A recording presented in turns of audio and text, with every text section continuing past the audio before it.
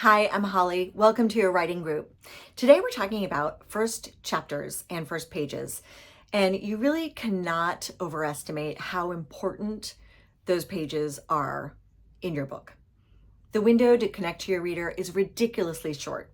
We all go into bookstores and read the first 1 to 3 pages of books, and we either say, oh yeah, I could totally get into this, or nope, not interested. We obviously want to appeal to the readers that we're trying to reach. We want them to not only pick it up, but to carry it over to the cash register or the figurative cart on Amazon, wherever they buy their books. We want them to buy your book, and in order to get there, you got to have a really strong chapter and first few pages. Here's how to do that. The first and most important thing is to introduce the protagonist. That has got to happen right out of the gate. The reason your reader is turning the page is because of your protagonist. Your reader needs to have a really good sense of the person that they're going along on this ride with. The character's voice should be intriguing and urgent in some way. It doesn't have to be emergent, but there should be some reason why we want to keep turning the page. The more you know your character, the richer your writing is going to be. I'm going to link to another video that I did that is about the 5 essential elements when you're crafting a character. So check that out. A good rule of thumb is to place your character in an uncomfortable situation, mentally, physically, or both. Both is ideal. In the first chapter and first few pages, we should understand that your character has internal conflict. You don't have to hold this back or do a slow reveal about what they are struggling with until chapter 3, 4, 5, 6, 7, 8.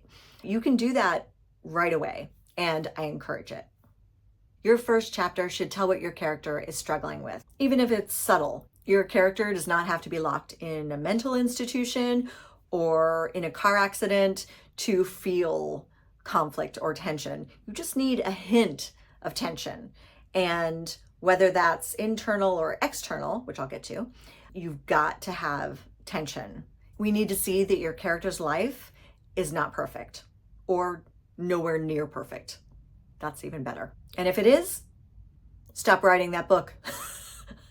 Write a new one. I'm just kidding. But if it is a perfect life, then you need to do something unexpected and shocking that will shake your character's world up. And again, that should happen in the first chapter or first few pages, or at least there should be an undercurrent of unease. And that will make your reader want to turn the page and say, what is going to happen to this character? Plunge your reader into the story without drowning them in it. What do I mean by that? Well, you want them to understand and connect with the story and understand where your world is built, whether it's in a very realistic setting, or if it's in a future world or a past world, or if it's magic. But you don't want to overwhelm them with details. Don't start off with a ton of exposition because you are worried that they won't understand. Remember that your reader is smart. They have a lot to learn. Every page, they're learning more. And they have to remember a ton as they go through this experience of reading your book. So pick and choose how you go about disseminating information about either your world or the setting. Be mindful that you may bore your reader.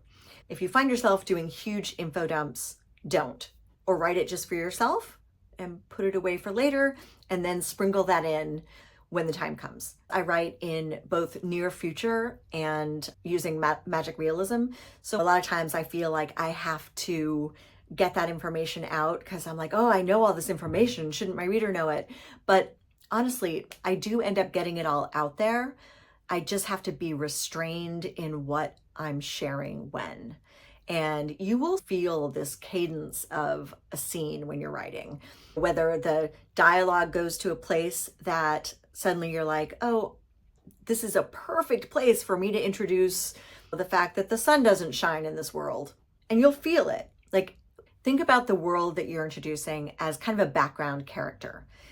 Think about the world as your character's house. You want to know certain details, but you don't need to know how the foundation was poured. You don't need to know down to the studs of the house. You want to know what the kitchen tile looks like.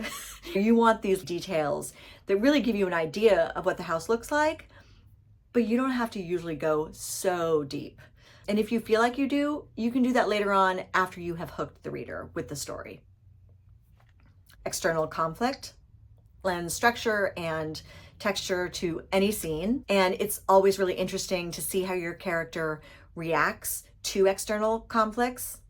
What kind of character traits come out when they're in an uncomfortable situation or when suddenly they've lost control, whether that's about the weather or a terrible boss or a bomb goes off. It is very character revealing when external conflict happens and you see how they deal with it. And that makes them human, and we want to know more. I would say that almost every scene should have some external conflict. No, I would say every scene should have some amount of external conflict, just a little bit of a hint. Even if it's dialogue based and it's all happening in the scene, give us a little bit of stress. Recently, I was listening to a writer that I really admire, and she was talking about how she learned that every character should have a secret. Every character in your book, in the novel, in a chapter should have a little secret. And it can be as little as he or she has a rock in their shoe and they're just somehow dealing with the pain or the discomfort or the annoyance.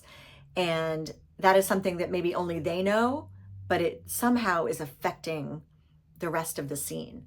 So think about it as we all have secrets. For example, if you're writing about me right now, I'm wearing a nice top, but my secret is that I'm wearing sweatpants and sneakers. But, I know that. You don't know that. You do now. But anyway, you know what I'm saying. It's really good that your characters have little tiny secrets, and that makes it more interesting.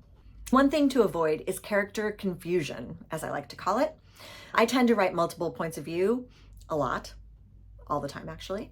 And I struggle sometimes with this because I want all of my characters to be introduced at once, but that is really overwhelming for the reader. Remember that your reader is new to your world and new to your character. They're just meeting. You go to a party and you meet one person, you might remember their name. If you meet 5 at the same time, you will never remember all of their names. Think of it like that for your chapter. Only introduce 1 or maximum 2 characters at a time in your first chapter. Of course, later on, you can introduce more. Or if you want to refer to them by the girl's teacher or the girl's doctor or a title of some sort that maybe comes back around and you do a callback to that.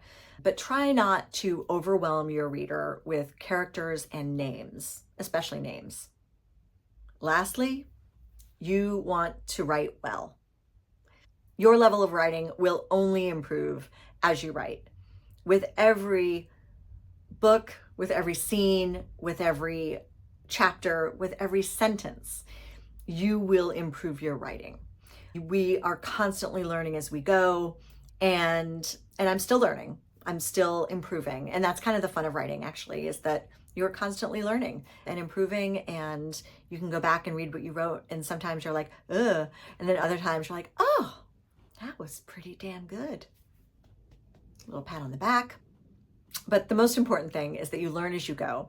You can go back, and you will go back many times to revise and edit what you've done. It's good to just start and write that first chapter and just get it down. And then you'll go back and you'll tweak, and you'll make sure that you have the external and internal conflict, and you'll make sure you don't have too many characters. You'll make sure that your character is, that the voice is strong. You'll make sure you don't have too much world. So you're learning all these things, but know that no writer is perfect out of the gate. We get better as we go, and your writing will too. So give yourself a little grace with that, and know that you do have these first pages and first chapter in you, and you will get it right. In the meantime, remind yourself it does not need to be perfect. Thanks for watching, and happy writing.